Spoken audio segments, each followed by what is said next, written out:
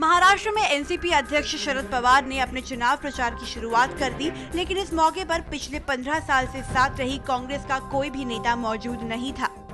दरअसल राज्य में कांग्रेस और एनसीपी का रिश्ता टूटने की कगार पर है और इस टूट की इकलौती वजह है सीटों की संख्या।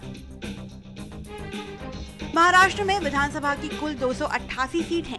एनसीपी चाह रही है कि वो आधी सीट मतलब 144 सीट पर चुनाव लड़े, लेकिन कांग्रेस उसे उतनी सीट देने के लिए तैयार नहीं है। चुनाव की घोषणा अब तक कभी भी हो सकती है। 20 अगस्त के रोज दिल्ली में पवार साहब और एंटनी साहब के बीच में बैठक हुई थी। 16 दिन से कांग्रेस की तरफ से किसी भी तरह की बातचीत नहीं हो रही है। उनके नेता कह रहे हैं कि अकेले चुनाव लड़ना चाहिए, इस तरह की खबरें आ रही हैं।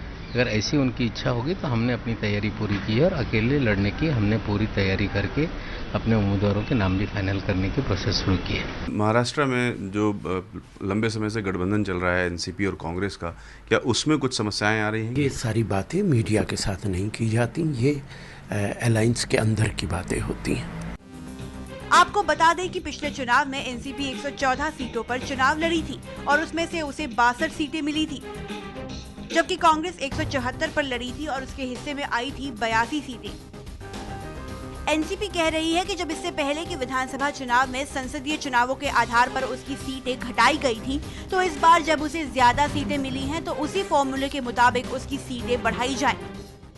2009 में जो फार्मूला बना था, जिसका आधार लोकसभा का जो परिणाम था वही था, उसमें हम लोगों की सीट घटाई गई थी क्योंकि हमको लोकसभा में कम सीट आई थी।